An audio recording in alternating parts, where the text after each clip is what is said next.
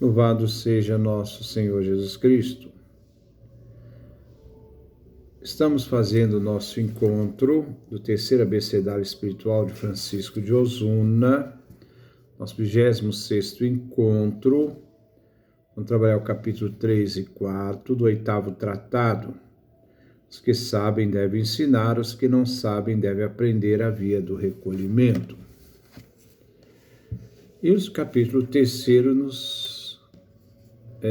nos diz: como devemos imitar as virtudes que vemos nos demais. Nós devemos seguir as boas virtudes dos outros, não os vícios. De todos podemos aprender alguma virtude. Quem tem um olhar simples, vê a todos com respeito e sem malícia. Não deves olhar ninguém com olhos maus. E se encontras no outro algo que não é bom, age como se não tivesses visto. Todos temos nossas fraquezas. As pessoas merecem mais uma atitude nossa de misericórdia do que de crítica e condenação, porque só Deus pode julgar. Os homens não são anjos, nem são impassíveis. Não julgues as pessoas. Procura ver nos outros aquilo que pode ser proveitoso para ti. Então, estar sempre atento naquilo que nós temos de bom do outro, do valor do outro. Não vamos acentuar o seu defeito, a sua dificuldade, os seus erros. O Senhor disse que os filhos deste mundo são mais sábios que os filhos da luz. Se é bom que fôssemos tão solícitos em fazer o bem, como eles o são solícitos em fazer o mal.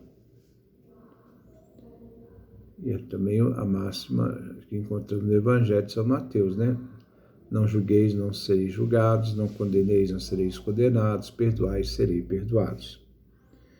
Na verdade, podes aprender até dos que são maus, e deves imitá-los em muitas coisas, porque eles também têm suas virtudes. Então não vamos acentuar o mal, vamos ver o que tem de bom na pessoa.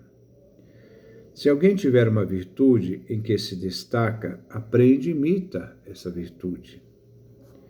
Alguns se sobressaem na mansidão, outros na pobreza, na discrição, na humildade, na diligência, em servir, em serem mortificados, na educação, na honestidade ou na caridade.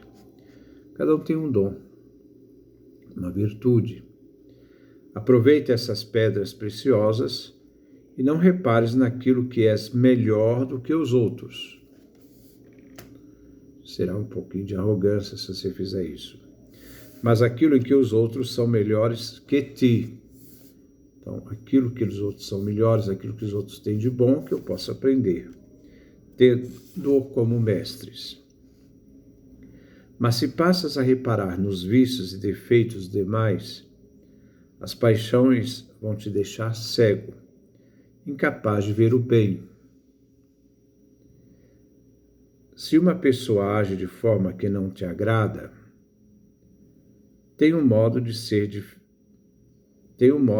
diferente, ou se exercita em devoções que não são as tuas, podes te afastar dela, mas não podes pensar mal ou deixar de amá-la. Acho que vale a pena repetir, né?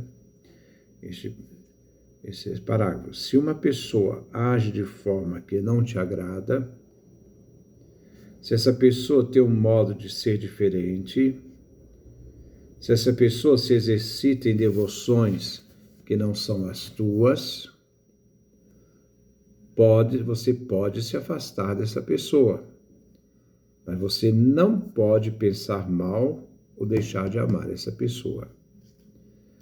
Não critiques o caminho dos outros, porque existem muitas portas na Jerusalém celestial, e muitos são os caminhos que conduzem ao Senhor. Quanto aos exercícios de piedade, cada um vai por onde quer, e não devemos pensar que os demais estão errados quando vão por um caminho diferente do nosso, que é o caminho da piedade. Quando há pouco fruto, a culpa não costuma ser do caminho, mas do caminhante. Não penses que o sol brilha mais forte em tua cela, em teu lugar de intimidade, no seu coração, na sua intimidade, ou que a graça de Deus atua melhor em ti do que nos demais. A graça de Deus é a mesma para todos. Deus não faz distinção de pessoas. Infelizmente, aqueles que se dizem espirituais costumam ficar discutindo se é melhor exercício a sagrada paixão ou o recolhimento.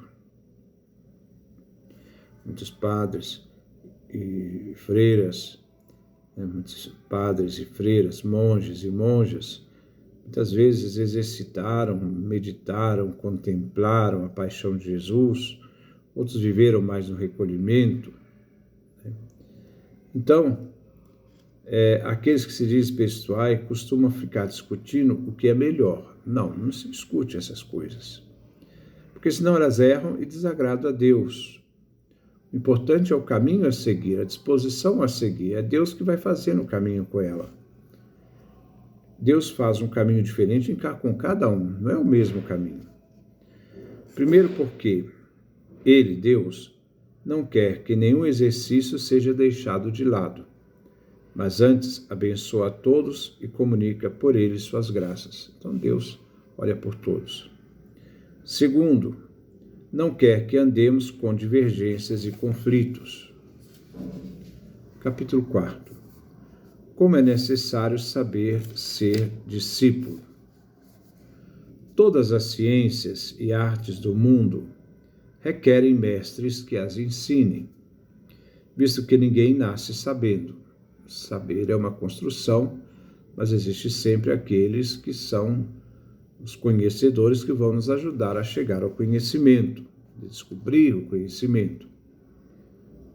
Se queres aprender o recolhimento, não esperes que Deus te ensine, ainda que assim Deus o fez com algumas pessoas, porque isso seria um atrevimento.